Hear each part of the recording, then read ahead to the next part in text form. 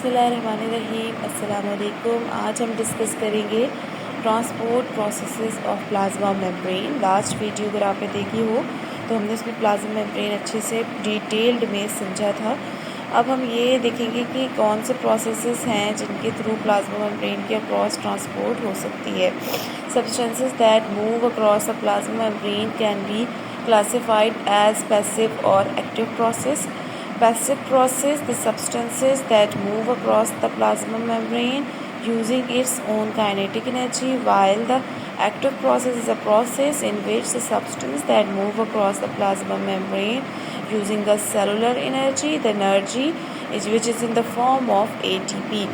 वो प्रोसेसेस जिसमें हमारे पास किसी एक्सटर्नल एनर्जी की यूज़ नहीं होती, इसमें किसी भी सब्सटेंस की अपनी जो काइनेटिक एनर्जी होती है उसके थ्रू सब्सटेंसेस एक साइड से दूसरी साइड मूव कर जाते हैं। लेकिन एक्टिव प्रोसेस में हमारे पास एक एनर्जी चाहिए होती है which is in the form of ATP, जो हमारे पास किसी भी सब्सटेंस को एक पुश प्रोवाइड करती है from moving from one side of the membrane to other side of the membrane. So अभी हम पैसिव प्रोसेस को देख लेते हैं। ये हमारे पास सबसे पहले हम डिफ्यूजन डिस्कस करेंगे, लेकिन हमें सबसे पहले प्रिंसिपल इसका देखना पड़ेगा कि what is the principle of diffusion.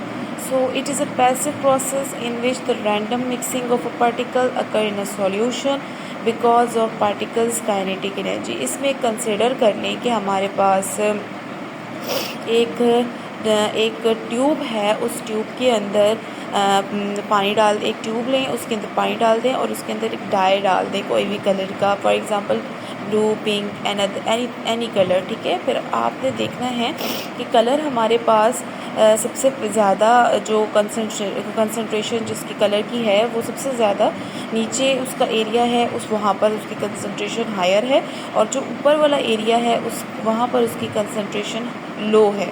तो अभी जैसे जैसे कलर जो है अपना मूवमेंट शो करेगा तो कंसंट्रेशन जो है मिक्स होती जाएगी उस वाटर के अंदर, और वाटर और कलर दोनों एक दूसरे में डिफ्यूज़ होके एक इक्विलिब्रियम क्रिएट कर देंगे।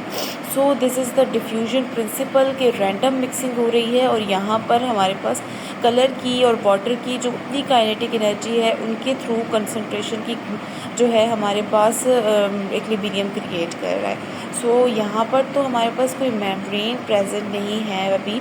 यहाँ पर सिर्फ हमने एक ट्यूब ली है, उसमें वाटर और डाई को ऐड करके इसका जस्ट एक टेस्ट लिया है कि आइदर ये मिक्सअप होता है विदाउट एनी पुश और without any energy, external energy. तो ये हमारा एक छोटा सा एक्सपेरिमेंट था। लेकिन अगर फॉर एग्ज़ाम्पल ये अराउंड द मेम्ब्रेन जाएगा तो डिफ्यूजन जो है तब भी हमारे पास ऐसे ही अपनी काइनेटिक एनर्जी की बेस पे रोल प्ले करती है, ठीक है। Several factor influence the diffusion rate of substances across the plasma membrane. So these are the factors that influence the rate of diffusion. Number 1 is the steepness of the concentration gradient. Number 2 is the temperature.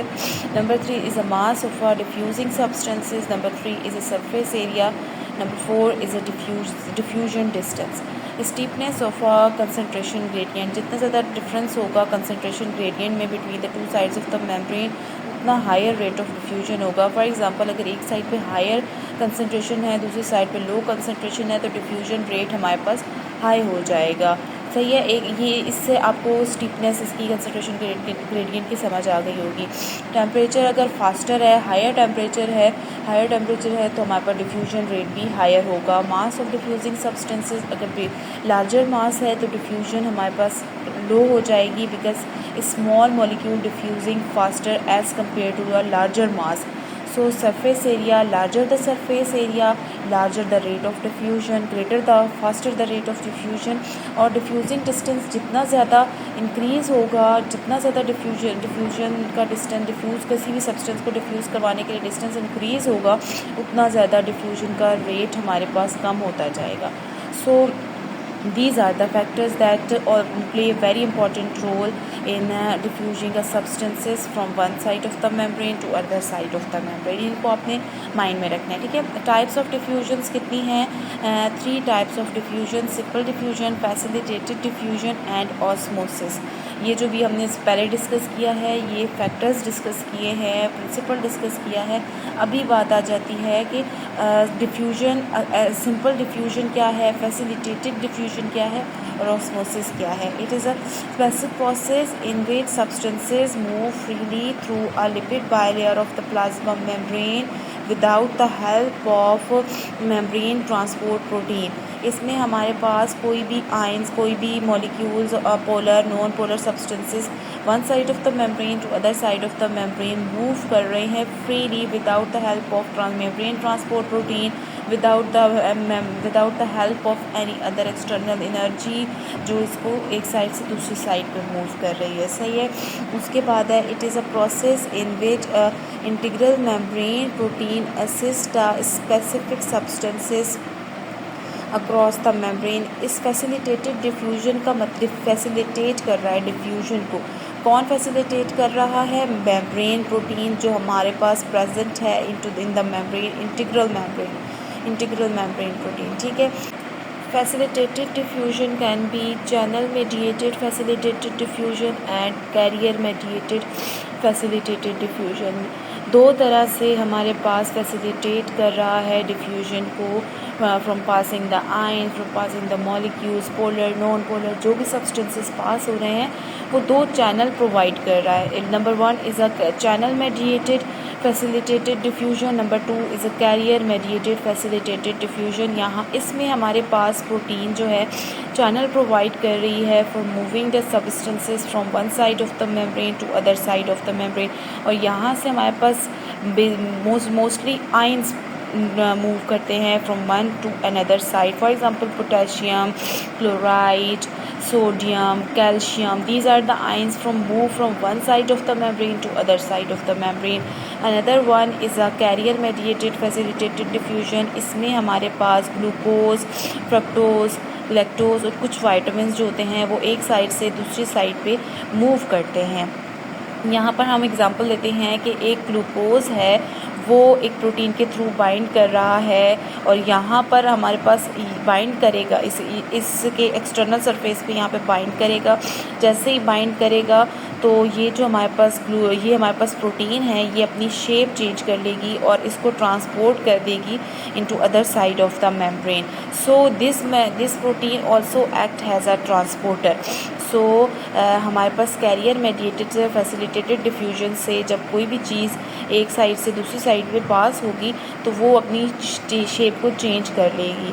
So these are the two types of facilitated diffusion that help the substances to move through the protein.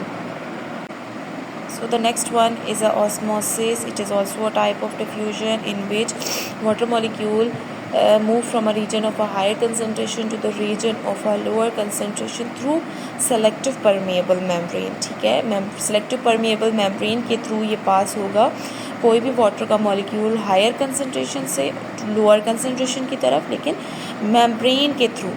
ऐसा नहीं है कि पास हो रहा है higher से lower. ठीक है. और ये हमें ऐसा भी होता है कि from a lower solute concentration to a higher solute concentration through a selective permeable membrane. ठीक है. इसका मैंने एक छोटा सा एक्सपेरिमेंट बनाया है. एक यू शेप ट्यूब ली है जिसको हमने सेपरेट कर दिया है, इसका पार्टीशन हमने सेपरेट कर सेलेक्टिव परमिएबल मेम्ब्रेन यहाँ पे अप्लाई कर दिए. एक तरफ हमने प्योर वाटर डाल दिया है, एक तरफ हमने सॉल्यूशन डाल दिया है जिसमें हमारे पास सॉल्यूट के मॉलिक्यूल्स हैं और ये मेम्ब्रेन से पास नहीं हो सकते. अब यहाँ पर हमारे पास वाटर की कंसंट्रेशन हायर है.